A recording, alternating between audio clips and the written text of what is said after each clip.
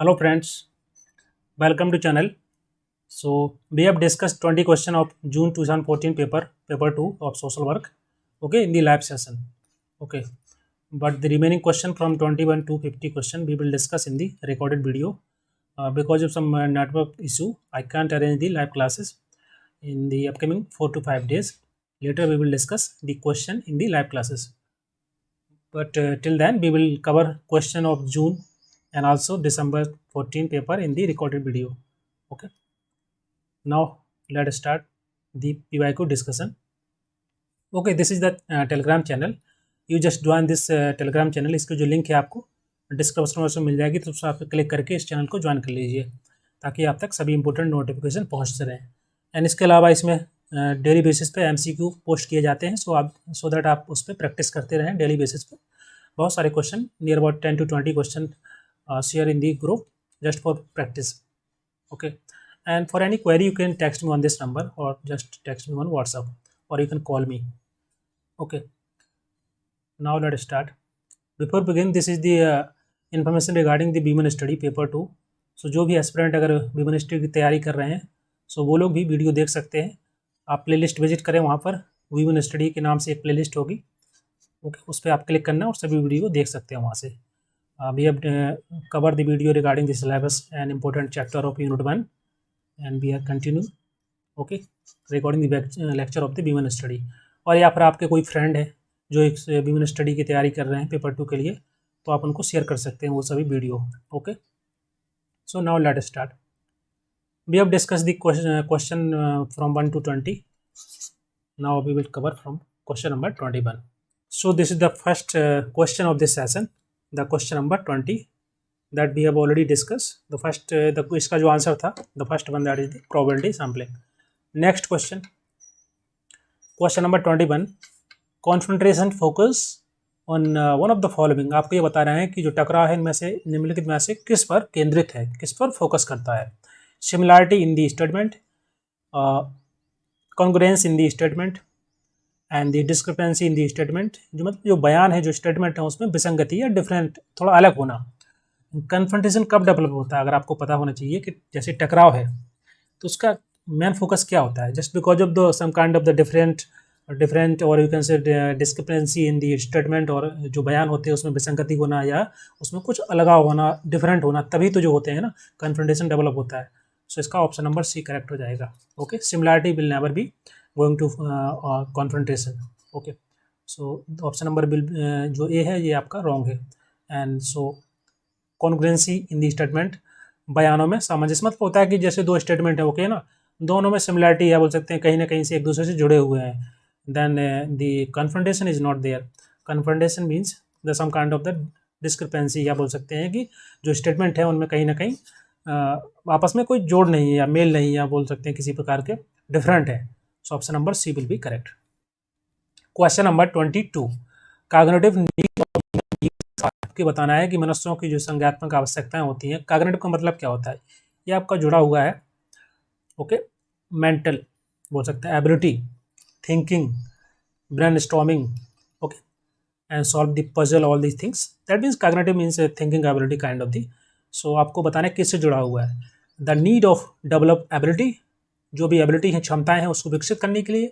The need for the symmetry, order and the beauty, and the need for the security and the freedom, and the need to know, जानना, understand करना और explore करना.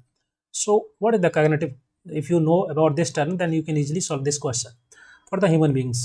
Cognitive need means क्या होता है. Question number 22. जैसे मैंने आपको बताया कि कॉग्निटिव नीड का मतलब होता है कि किसी भी इंडिविजुअल्स की जो टेंडेंसी है इंगेज होना डिफरेंट एक्टिविटी में, उसके लिए क्या चाहिए, थिंकिंग चाहिए, like the brainstorming, puzzlings, all these things. So that just to know and to understand and explore things. So this is the cognitive need of any person. Option number D will be correct. Question number 23. The difference between the Bhoodan and the Gramdan. So which option is correct? क्या difference है भूदान और ग्रामदान में, okay. So what is Bhoodan and what is Gramdan, इसके बारे में आपको पता होना चाहिए. पहले इसका आप आंसर दीजिए, क्या ऑप्शन है इसको पढ़िए. Bhoodan involve donation from the individuals, whereas Gramdan involve community action. And in Bhoodan individuals ownership is retained whereby the Gramdan it is the abolished, मतलब यह ग्रामदान जो है खत्म हो गया।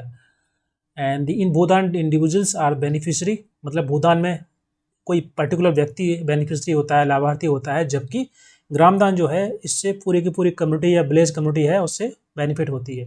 जैसे कि फॉर एग्जांपल किसी गांव में किसी के पास बहुत ज़्यादा ज़मीन है तो उसने उस पूरा जो हिस्सा है ज़मीन का ग्राम सभा को दे दिया, ग्राम की जो कम्युनिटी है उनको दे दिया, तो this is kind of Gramdan. Okay okay, कुछ हिस्सा देना किसी पर्टिकुलर पर्सन को जिसके पास बिल्कुल भी ज़मीन नहीं है इस प्रकार से, उसको बोलते हैं भूदान।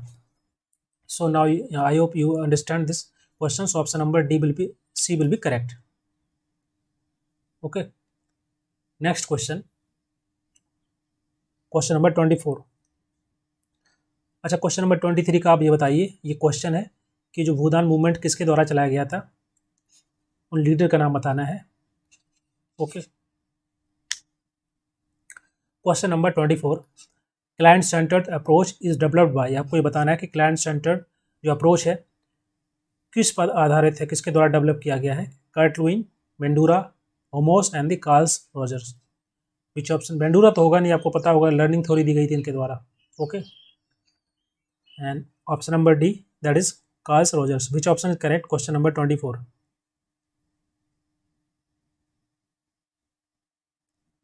So basically this client center approach is given by the Carl Roger, okay, in 1940। तो इस बेसिकली इस थ्योरी के बारे में थोड़ा समझ लेते हैं क्या अप्रोच है। इसका जो मेन फोकस होता है कि कोई भी पर्सन है, कोई क्लाइंट है, कोई पेशेंट है, उसको एम्पावर करना, उसको मोटिवेट करना।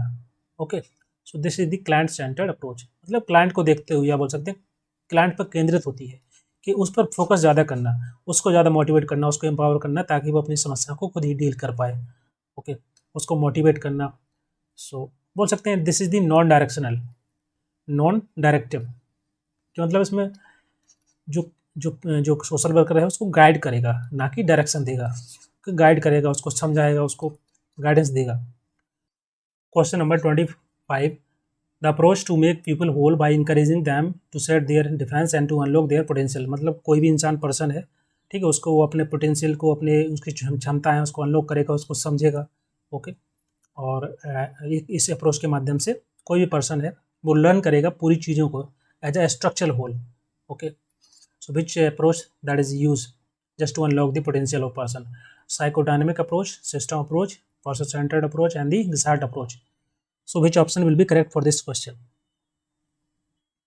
so option number D will be correct, Gestalt approach। इसके ये बेसिकली एक ऐसी थ्योरी है इसके माध्यम से जैसे कोई पर्सन है कोई चीज़ को लर्न करता है तो वो बजाय छोटे छोटे पार्ट्स में उसको लर्न करेगा, पूरे के पूरे चीज़ों को एक साथ ग्रेस्प करेगा, वो पूरे स्ट्रक्चर होल को ही ग्रेस्प करेगा। फॉर एग्जांपल कोई एक मशीन है, ठीक है, ये मिक्सर है, यहाँ पर एक पर्सन है, कोई इंसान है जो कि इसको देख भी सकता है। ओके, इसकी जो आवाज़ है वो उसको सुन भी सकता है। ओके, इसमें जो फूड है इसको वो ग्राइंड कर रहा है, मिक्स कर रहा है, तो उसको स्मेल भी कर सकता है। तो इन जब तीनों चीज़ों को एक साथ करेगा वो जल्दी उसको परसीव कर पाएगा, जल्दी उसके बारे में समझ पाएगा। मतलब यही सिंपल भाषा में बोलें तो इसे बोलते हैं गसाल्ट थेरेपी, मतलब पूरी चीज़ों को एज अ होल समझना है, एज अ होल उसको ग्रेस्प कर लेना बजाय कि उसकी अलग अलग पार्ट्स में। तो that is the gestalt approach. Question number 26, task centred social work has been developed by, किसके द्वारा डेवलप किया गया था टास्क सेंटर्ड सोशल वर्क, बताइए। Reid and Epstein and the Cornard, Glenn and the Baldo. ये basically एपिस्टिन है, यहाँ EP है यहाँ पर। ओके, EPSTAIN, थोड़ा सा मिस्टेक हो गया। सो किसके द्वारा इसको डेवलप किया गया? So option number first will be correct, William Reid and the Laura Epstein. Okay, इसको इनके द्वारा इसको डेवलप किया गया था। Question number 27, which of the following is not the feature of standard deviation. Standard deviation के बारे में आपको पता होना चाहिए। Okay, then you just read this 3-4 statement और इसका आंसर बताइए क्या होगा। It is the best measure of variation, भिन्नता को उसको मेजर करने का सबसे बेस्ट तरीका, best, and it is not much affected by the fluctuation of the sampling. Sampling में किसी प्रकार की अगर कोई फ्लक्चुएशन होती है तो उससे जो स्टैंडर्ड डेविएशन है बहुत ज़्यादा अफेक्ट नहीं पड़ता है उस पर बहुत ज़्यादा।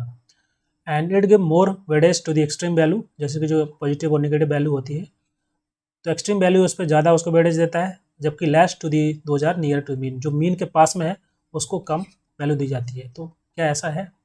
ऐसा नहीं है, कहीं भी जो रेंज रहती है उसमें कहीं भी मीन हो, मीन जो जहाँ पर निकला है जो वैल्यू होगी उसको बराबर उसका वेटेज रहता है। ऐसा नहीं है कि एक्सट्रीम पे ज़्यादा देता है या कम देता है। So that is wrong. It is the measure of calculating combined standard deviation of the two and more, of course दो या दो से अधिक जो ग्रुप्स हैं उन सबको कंबाइंड कैलकुलेशन होता है। ओके, या बोल सकते हैं मेजर होता है स्टैंडर्ड डेविएशन।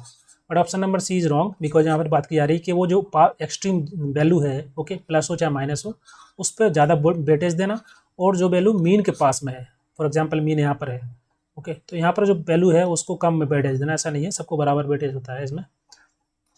तभी तो जो उसमें सैम्पलिंग बेच सकते हैं कि जो किसी प्रकार के फ्लैक्चुएशंस होता है सैम्पलिंग में, तो उसमें बहुत ज़्यादा फर्क नहीं पड़ता है, because the weightage is same for all this and the different range, और इट कुड भी एक्सट्रीम और जो भी उसके पास में है मीन के, तब भी ऑप्शन नंबर सी करेक्ट हो जाएगा। Question number 28, disorder which limit food intake. बताना है कौन सा डिसऑर्डर है जिसके माध्यम से जो लोगों की हैबिट होती है खाना कम खाने की, वो डेवलप हो जाती है। मतलब कोई भी, कई लोग ऐसे होते हैं जिन लोगों को इस सम काइंड ऑफ द एक डिसऑर्डर डेवलप हो जाता है कि वो कम खाते हैं। ओके, उनको लगता है कि शायद ज़्यादा खाएंगे तो वेट बढ़ जाएगा, ये फियर उनको सताता रहता है, unwanted fear of being overweight. So what is this, मतलब कौन सा डिसऑर्डर है? That bipolar disorder, bulimia nervosa, विंग eating disorder and the anorexia nervosa. Option number D is correct, anorexia nervosa इसका करेक्ट आंसर होगा। ये बेसिकली अगर बात करें तो ये इसके ऐसे पेशेंट, ऐसे जो पर्सन जिनको इस प्रकार का डिसऑर्डर हो जाता है, तो उनकी बॉडी जो है, उनका बॉडी जो ढांचा होता है, बोल सकते हैं बॉडी फिगर होता है, वो काफ़ी डिस्टॉर्टेड हो जाता है, बिकॉज वो बहुत कम खाते हैं, क्योंकि उनको ऐसा डर सताता रहता है कि शायद वो ओवरवेट हो जाएंगे, है ना, तो कम खाते हैं। तो that is the anorexia nervosa. Question number 29, the number of elements to be included in the study, that is called, इसको वेरिएबल बोलते हैं, हाइपोथेसिस बोलेंगे या सैंपल साइज बोलेंगे या फिर यूनिवर्स बोलते हैं। तो यहाँ पर बात की रही नंबर ऑफ एलिमेंट्स जो कि इंक्लूड होते हैं स्टडी में, जैसे कोई रिसर्च वर्क हो रहा है, आप ही कर रहे हैं, ओके, तो नंबर ऑफ जो एलिमेंट्स होंगे वो जो इंक्लूड रहेंगे उसको क्या बोलते हैं आप? तो यूनिवर्स तो एक ही होता है ना, ये तो नंबर ऑफ 3 होंगे, एक ही यूनिवर्स होता है जहाँ से आप सैंपल कलेक्ट करेंगे, जहाँ से आप रेस्पोंडेंट से डिस्कस करेंगे। So that is the universe नहीं हो सकता, क्योंकि यहाँ पर बात की जाए number of the elements. So that could be the sample size, sample size vary होती है, ओके। So option number C will be correct. Question number 30, the scale in which numbers are used to rate the object which have numerically equal distance, इस पे आप focus करना। क्या दिया गया? इक्वल डिस्टेंस, मतलब जैसे दो वेरिएबल है, ओके, दो वैल्यू है, ये वैल्यू 1 है 2 है, तो इसके बीच में जो डिफरेंस भी बराबर होने चाहिए, और जो नंबर जो कि रेट करता है किसी ऑब्जेक्ट, किसी पर्सन, कोई भी बोल सकते हैं, कोई वैल्यू है, कोई इमेज है उसको। So which is the scale, that is nominal, ordinal, interval and the ratio scale. सो कौन सा आंसर होगा इसका क्वेश्चन नंबर 30 का? देखिए मेजरमेंट, लेवल ऑफ मेजरमेंट आपको मैंने बताए थे 4 होते हैं, है ना, नॉमिनल, ऑर्डिनल, इंटरवल और दी ratio. So which option is correct for this, जहाँ पर डिस्टेंस भी बराबर होता है, जैसे फॉर एग्जांपल आप देख सकते हैं 50 degree centigrade to 60 degree centigrade and 80 to 90 degree centigrade. तो इसमें देख रहे हैं आपके जो दोनों वैल्यू के बीच में जो है गैप बराबर है ना। ऑब्जेक्ट भेजा the numerically equal distance in the measurement, that is called as interval scale. Interval का मतलब ही होता है कि बोल सकते हैं कि इनके बीच में जो इंटरवल है बराबर है। So option number C correct हो जाएगा, okay. Next question, question number 31, evaluation of the client's present problem the way he is experiencing is, मतलब है कि कोई पेशेंट, कोई पर्सन है, ओके, कोई क्लाइंट है, प्रेजेंट टाइम में जो भी उसके कोई प्रॉब्लम है, कोई समस्या है, वो उसको एक्सपीरियंस कर रहा है, तो उसकी जो प्रॉब्लम है उसको एवेल्युएट करना, उसको पढ़ना समझना, उसको क्या बोलेंगे? Etiological diagnosis, clinical diagnosis, dynamic diagnosis और दी सोशल डायग्नोसिस, ओके। अभी सोशल होगा कि नहीं होगा ये तो यहाँ पर कहीं ऐसे ही इसको पढ़ के आपको पता नहीं समझ में आ रहा होगा, क्योंकि यहाँ पर प्रॉपर तरीके से नहीं दिया गया ना। सो ये ऑप्शन ही हो जाएगा आपका, कट जाएगा। अब 3 ऑप्शन बचे हैं आपके पास। So what is the etiological? Etiological मतलब होता है कि some kind of the diagnosis, मतलब एक ऐसा प्रोसेस जिसमें किसी कोई भी पर्सन है, उसमें उसके क्या साइन है, क्या सिम्टम्स हैं कोई डिजीज़ के, उसको आइडेंटिफाई करना। ठीक है, या तो आप इसको बिल्कुल सिंपल तरीके से देख सकते हैं फिजिकल एक्सपेरिमेंट के आधार पर, या फिर बोल सकते हैं कोई लैब वर्क होना, या फिर टेस्टिंग करना, इमेज स्टडी करना, तो उसको बोलते हैं एटियोलॉजिकल डायग्नोसिस। तो यहाँ तो ऐसा कुछ दिया नहीं गया, यहाँ पर बात की जा रही है प्रेजेंट एक्सपीरियंस की। क्लिनिकल डायग्नोसिस भी इसी प्रकार का होता है। एंड डायनेमिक डायग्नोसिस का मतलब होता है just to proper evaluation of the client's current problem as he is experiencing in present time, that is called as dynamic diagnosis. Option number C will be correct. Okay. Clinical diagnosis का मतलब यही होता है कि जो disease है उसको identify करना है ना, कंडीशन उसकी कैसी है, इंजरी किस प्रकार की है, उसके सिम्टम्स के साइन कैसे हैं, पेशेंट की जो हेल्थ हिस्ट्री है उसको, जैसे कि कोई डॉक्टर होता है पेशेंट से पूछता है कि आपको पहले इस प्रकार की कोई प्रॉब्लम हुई कि नहीं हुई, तो उसकी क्या हिस्ट्री है, फिजिकल एग्जामिनेशन करना, वो उसको बोलते हैं हम clinical diagnosis.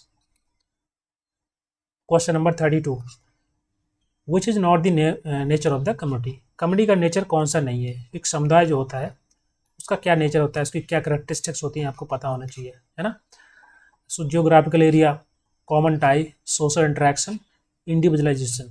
So which option is correct. Question number 32 sorry. देखिए कोई भी कम्युनिटी है उसकी कुछ विशेषताएं, कुछ करेक्टरिस्टिक्स होती हैं कि जो लोग होते हैं साथ में रहते हैं, एक डेफिनेट एरिया में रहते हैं, है ना। और उसके साथ साथ उसकी जैसे कि फिजिकल ट्रेंड्स एक जैसे होते हैं, वी फीलिंग होती है, ओके, कॉमन इंटरेस्ट होते हैं, सेम वर्क फंक्शंस करते हैं, जैसे कि फॉर एग्जांपल किसी विलेज में लोग रहते हैं, वो जो एग्रीकल्चर एक्टिविटी कहते हैं उसमें इन्वॉल्व रहते हैं, मतलब जो वर्क होता है एक जैसा रहता है, सोशल इंटरेक्शन होता है, ओके, सेंटीमेंट्स जुड़े होते हैं। So these are the characteristics of the community. But individualization नहीं होता है, या बोल सकते हैं individualism. Option number D wrong हो जाएगा। सो यही सही हो जाएगा, यहाँ पर पूछा गया which is not. Question number 33, arrange the following steps in the relation to self help group in the correct sequence. जो एसएचजी ग्रुप होते हैं उनके स्टेप को आपको लगाना है, किस प्रकार से फॉर्म होते हैं, किस प्रकार से बनता है, अरेंज करना है। Lending, repayment and maintaining the account of records. अब रिकॉर्ड्स कौन से हैं, कौन सा अकाउंट है, ये तो पहले नहीं आ सकता ना। Next, arranging regular meeting with a group.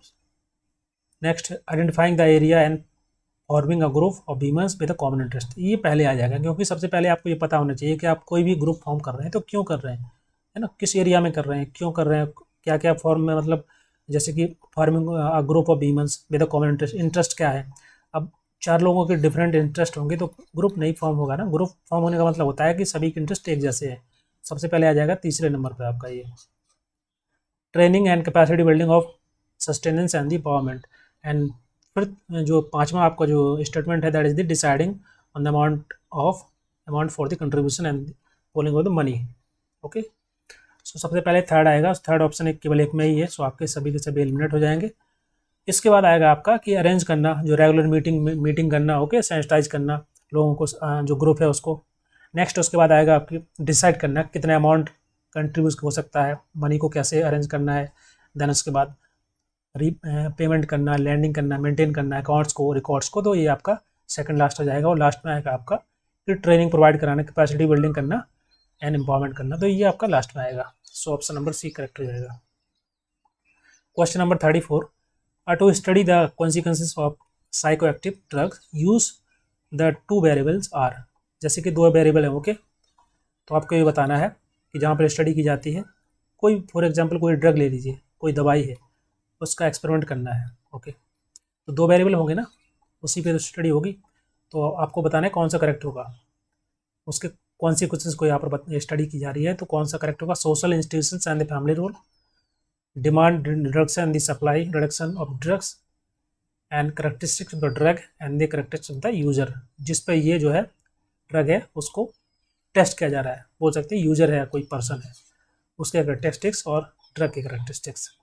Marketing of the drugs and role of drugs mafia. तो माफिया नहीं आएगा यहाँ पर बात की जा रही है वो दो वेरिएबल्स, ओके, जिससे स्टडी की जा रही है कि कोई साइको एक्टिव ड्रग्स है उसका क्या कॉन्सिक्वेंसेस आएंगे। तो कॉन्सिक्वेंसेस किस पे आएंगे, कोई पर्सन होगा ना जिस पे यूज करेंगे, कोई भी जीव होगा।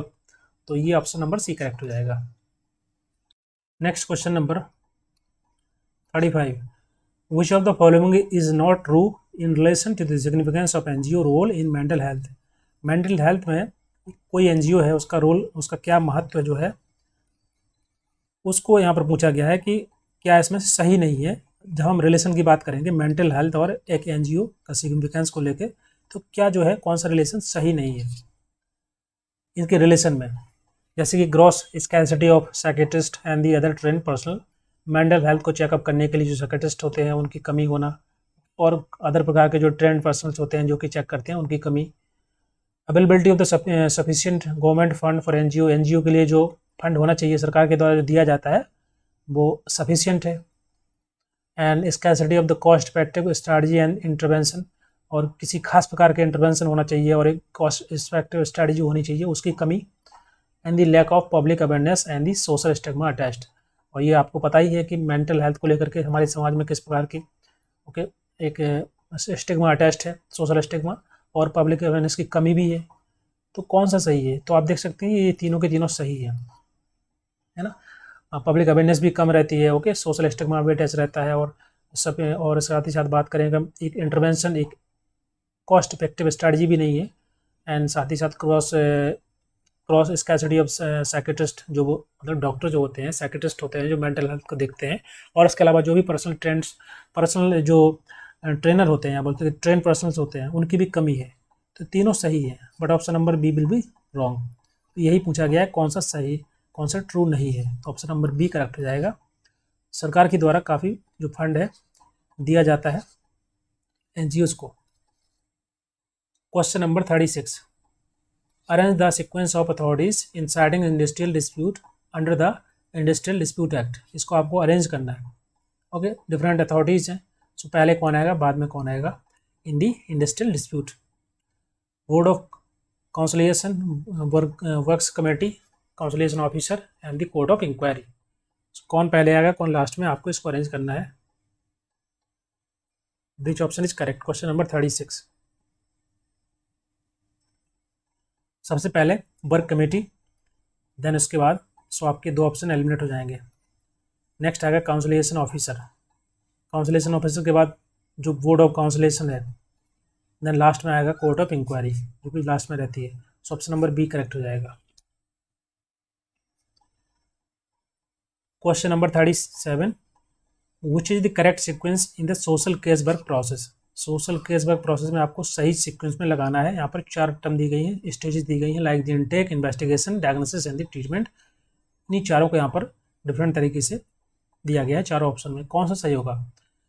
सो कोई भी, अब अगर हम बात करें कोई प्रोसेस की, तो सबसे पहले अगर बात करें सबसे पहले आता है इनटेक, है ना। इनटेक का मतलब क्या होता है? जैसे कि कोई डॉक्टर है, उसके पास पेशेंट जाता है, तो पेशेंट जाएगा वहाँ, है ना, उसको जाके पहुँच के जो डॉक्टर से मिलेगा, है ना, इंट्रक्शन करेगा, तो वो बोलते हैं intake, some kind of small interview, छोटा सा जाके मिलना, बात करना, ओके। सो सबसे पहले इनटेक आएगा, तो चारों में इनटेक है। उसके बाद क्या आएगा? इन्वेस्टिगेशन, जो डॉक्टर है पेशेंट के बारे में पूछेगा, क्या क्या डिजीज़ है, क्या सिम्टम्स है, क्या प्रॉब्लम है, इसकी हिस्ट्री क्या है, तो this is kind of the investigation. So investigation आएगा सेकंड नंबर पे, देन ऑप्शन बी और सी आपके एलिमिनेट हो जाएंगे।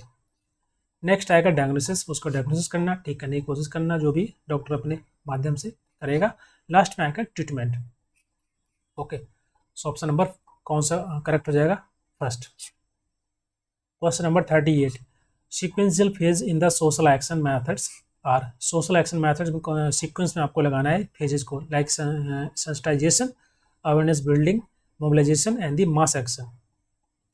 सेंसिटाइजेशन का मतलब क्या होता है इसका समझ लेते हैं। इसका मतलब होता है कि ऐसा प्रोसेस कि लोगों को किसी इवेंट के बारे में, किसी सिचुएशन के बारे में, कोई खास स्पेसिफिक इवेंट है ना, उसके बारे में लोगों को सेंसिटाइज करना, उनको बताना, उसको समझाना, है ना, उसके बारे में अवेयर करना। So next awareness building, mobilization, mass action. कौन सा आंसर करेक्ट होगा? तो सबसे पहले आएगा option number second, awareness building, है ना। किसके लिए एक्शन लिया जा रहा है? सोशल एक्शन आप किसके बारे में किसको लेकर के ले रहे हैं, तो आपके उसके बारे में आपको अवेयरनेस फैलानी होगी। सेकंड आएगा सबसे पहले, उसके बाद आएगा आपका नेक्स्ट आएगा सेंसिटाइजेशन। सेंसिटाइजेशन मैंने जैसे आपको बताया कि किसी भी पर्टिकुलर चीज़ के बारे में, कोई एक्टिविटी है ना, कोई इवेंट है, उसके बारे में लोगों को बहुत ज़्यादा उसके बारे में डिटेल में बताना, हाई सेंसिटिव करना। सो ये दोनों पहले आ जाएंगे। सो ऑप्शन आपका ये सभी के सभी एलिमिनेट हो जाएंगे। Latter part that is the mobilization, last that is mass action. Option number second will be correct. Question number 39 sorry, assertion reason question है, जैसे कि psychosomatic problems are address by the case worker. Case worker के द्वारा जो psychosomatic problems होती हैं उनको address किया जाता है। साइकोसोमैटिक क्या होता है? साइकोसोमैटिक प्रॉब्लम्स है बोल सकते हैं ये disorder, kind of the disease which involve body and the mind. Okay, शरीर मानसिक रूप से और साथ ही साथ शारीरिक रूप से कमजोरी, किस प्रकार की प्रॉब्लम्स है ना, जो कि एड्रेस की जाती है केस वर्कर के द्वारा। सही बात है। And psychological aspect can have influence on the physical condition of individual. कोई भी पर्सन है उसकी जो फिजिकल कंडीशन कैसी है ना, physical condition like the body related to mobility, flexibility, that is a problem in the older person. जो बूढ़े लोग होते हैं उनमें ज़्यादा प्रॉब्लम हो जाती है। सो ऑल दीज एक्सपेक्ट, सो इसमें बोला गया है कि जो साइकोलॉजिकल एस्पेक्ट होते हैं, ओके, उनका भी इन्फ्लुएंस होता है शारीरिक कंडीशन पे। तो ये भी सही दिया गया साइकोलॉजिकल एस्पेक्ट। साइकोलॉजिकल एस्पेक्ट क्या होते हैं? जैसे कि बोल सकते हैं किसी प्रकार के, जैसे जो ओल्डर पर्सन होते हैं उनको चीज़ों को समझना, उस अटेंशन दे पाना, mobility, flexibility, motivation, cognitive ability, ये सभी की सभी चीज़ें आती है आपके साइकोलॉजिकल एस्पेक्ट में। मतलब माइंड से लेकर के मोटिवेशन, कॉग्निशन, पर्सनालिटी एस्पेक्ट रहते हैं, तो ये सभी के सभी, तो इसका भी इन्फ्लुएंस होता है हमारी फिजिकल कंडीशन पर। तो ये भी सही दिया गया है, दोनों ही शर्तें हैं और इसका करेक्ट एक्सप्लेनेशन दिया गया है। ऑप्शन नंबर फर्स्ट करेक्ट हो जाएगा।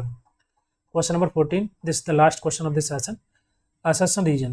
A scientific hypothesis is the proposed explanation of these phenomena which still has to be rigorously tested. जिसको अभी टेस्ट करना बाकी है, that is still। तो किसके बारे में बोला जा रहा है? हाइपोथेसिस। हाइपोथेसिस क्या होता है? एक ऐसी थ्योरी जो कि अभी प्रूवन नहीं है, मतलब प्रूव्ड थ्योरी नहीं है।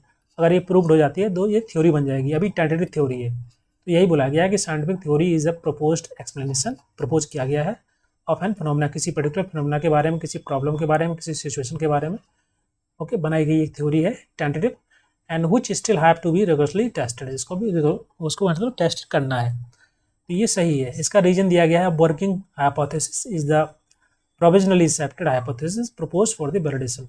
वर्किंग हाइपोथेसिस क्या होती है? इसका मतलब यही है कि ऐसी थ्योरी जो टेंटेटिव है, जिसको मान लिया गया है कुछ देर के लिए, ठीक है, सही है, इसी को प्रूव कर लेते हैं, प्रूव हो जाएगी तो थ्योरी बन जाएगी, नहीं तो हाइपोथेसिस जो है आपकी रिजेक्ट हो जाएगी। तो ये भी सही दिया गया है, दोनों ही सत्य है। Option number C, B will be correct. So these the 40 question we have discuss from 21 to 40, okay, and in the next session we will cover the remaining question of June 2014 paper 2. So this is all about this video. Thank you very much, and we will discuss the remaining question in the next session. Thank you.